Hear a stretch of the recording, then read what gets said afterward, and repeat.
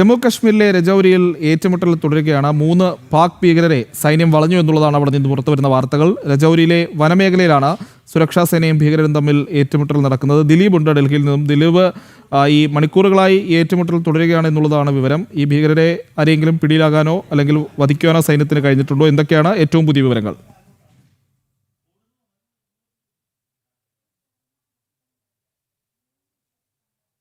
പ്രജിത്ത്, നിലവിലത്തെ റിപ്പോർട്ട് പ്രകാരം 3 പേരെ സൈന്യം വളഞ്ഞു എന്നടക്കമുള്ള കാര്യം തന്നെയാണ് പുറത്തു വരുന്നത്. ആർമി 16 കോപ്സാണ് ഇത് സംബന്ധിച്ചുള്ള വിവരങ്ങൾ പുറത്തുവിട്ടുന്നത്. സ്വാഭാവികമായിട്ടും നടപടികളിൽ കടക്കുമെന്ന അടക്കമുള്ള കാര്യങ്ങളും നിലവിൽ മനസ്സിലാക്കാൻ സാധിക്കുന്നുണ്ട്. അതേസമയം ഇന്ന് രാവിലെ 10 മണിയോടാണ് ഈ ജമ്മു കാശ്മീരെ രജൌരി ജില്ലയിലെ ഗംഭീർ മൗഗ്ലോ എന്ന വനപ്രദേശത്ത് പാക് ഭീകരർ ഇത്തരത്തിൽ കടന്നു കയറി എന്നടക്കമുള്ള വിവരം വരുന്നത്.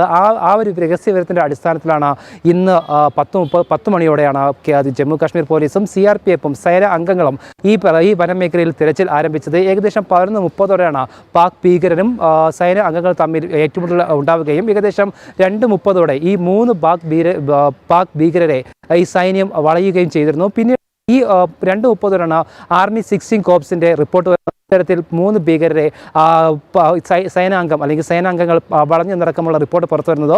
ആ ഒരു പശ്ചാത്തലത്തിൽ സ്വാഭാവികമായിട്ടും ജമ്മു കാശ്മീർ ഏറ്റവും സുരക്ഷ ക്രമീകരണങ്ങൾ ഉള്ള പ്രദേശമാണ്. അത്തരത്തിൽ ഭീകരർ, അത് പാക് ഭീകരരും മറ്റുള്ളവർ ഇത്തരത്തിൽ നുഴഞ്ഞു കയറുന്നുണ്ട് എന്നടക്കമുള്ള കാര്യങ്ങൾ പുറത്തുവന്നിരുന്നു. ആ ഒരു പശ്ചാത്തലത്തിൽ ഈ ജമ്മു കാശ്മീരിലും അതുപോലെ തന്നെ വനമേഖലകളും ശക്തമായ രീതിയിലുള്ള സുരക്ഷാ ക്രമീകരണങ്ങളും അതുപോലെ തന്നെ സുരക്ഷാ രീതിയിലുള്ള സൈനികരെ വിന്യസിച്ചിട്ടുണ്ട്. അതേസമയം കേന്ദ്ര സർക്കാരും ഇത്തരത്തിൽ, അത് പ്രത്യേക കേന്ദ്ര സർക്കാരും ഈ സേനാ നടപടികളിൽ വ്യക്തമായി തന്നെ നിരീക്ഷണത്തിന് ഉൾപ്പെടുത്തിയിട്ടുണ്ട്.